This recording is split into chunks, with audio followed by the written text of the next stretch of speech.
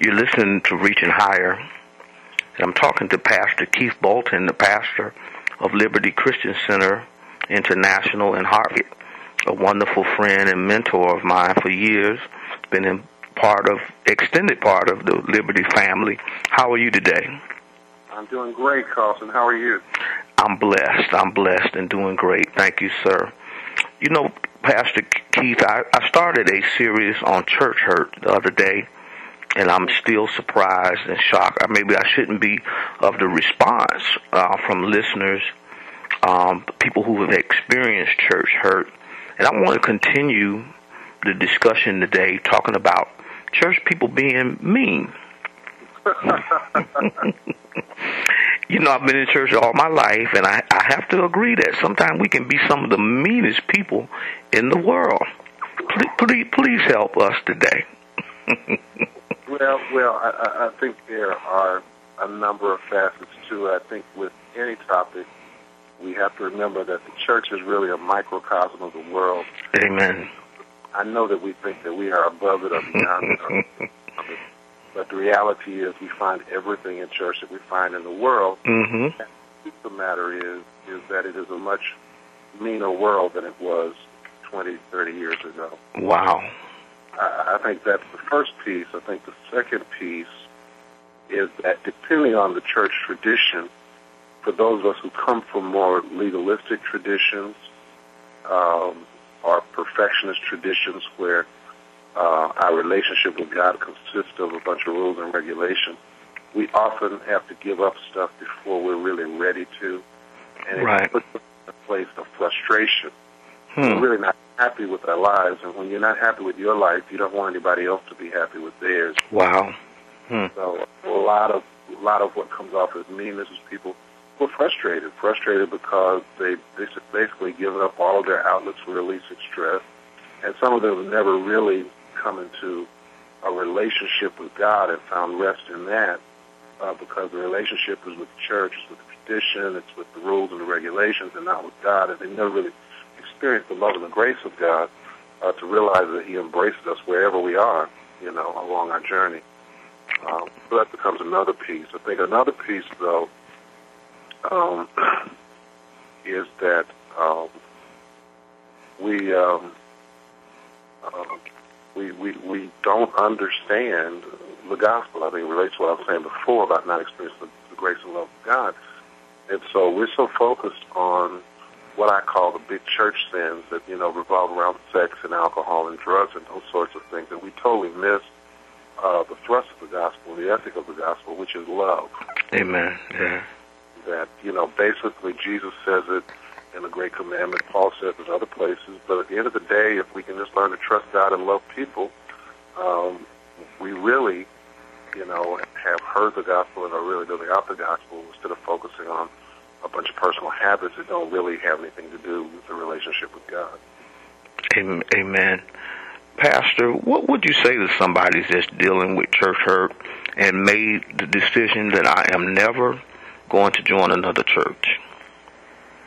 Well, I think the first thing that you have to understand, first thing because you run into this all the time. Mm-hmm. I think the first thing, because, even in my own experience, had a lot of disappointment in church as a young person.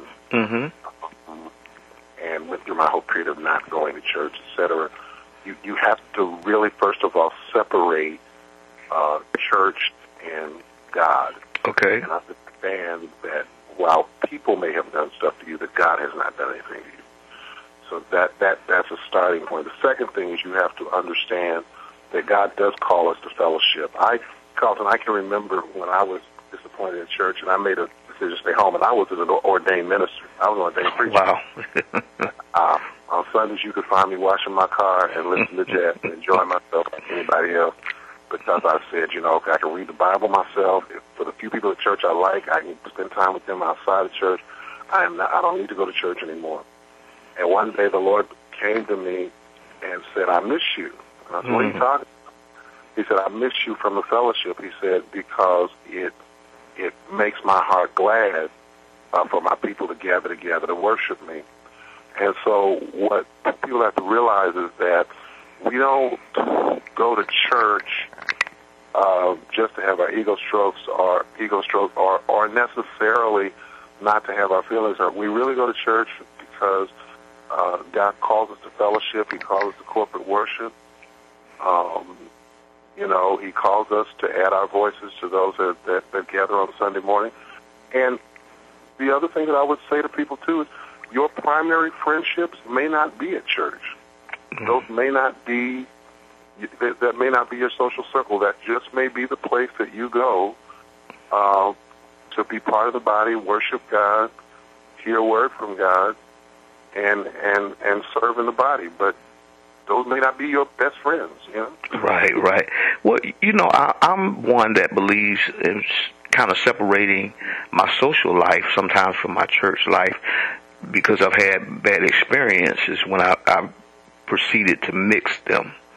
These are people that I love and I fellowship with. They don't also have to be the people that I hang out with Monday through Friday. Just my personal opinion.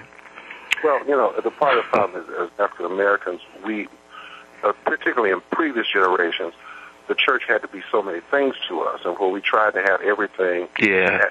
And church was life, and life was church. We don't live in that kind of society anymore, and I think that God is kind of really calling us back to the basics. That again, we gather to worship, we gather to hear a word, and we gather to serve. Okay. And beyond that, all the other stuff that you were trying to get out of that, maybe you need to be trying. Maybe we need to get from somewhere else. And in a way, it helps us fulfill our calling, because if we're all bunched up with each other all the time, then when do we provide a witness to the world and to those who don't know Christ? Okay. Yeah, sometimes we hang out with each other and we go to church together, and there's no time for us to really go out and reach others who are not in the fold. Right, Mm-hmm. right. Mm-hmm. Exactly. So, I think sometimes we have to also recognize when God is shifting us and calling us to another level of maturity. The other thing that is true, Carlton, though, is that, church from the first century of the Bible has always been a very messy sort of fellowship, simply because, if you start with the disciples, even the conflict as Jesus is going off the scene, and Jesus gives a word to Peter, and he says, well, what about John? And Jesus kind of has to check him and say, that's none of your business, stay in your lane. And so there's a sense in which our rubbing up against each other and our conflict also help to shape our character. Yeah, so, absolutely. So we can't run from that either. So without maintaining a balance, always. Okay. Well, I want to go back to some music, and when you come back, could you talk about communication, the way that people communicate in church? Maybe there's some insight you can share. Stay with us. You're listening to Reaching Higher, and I'm talking to Pastor Keith Bolton of Hartford, Connecticut.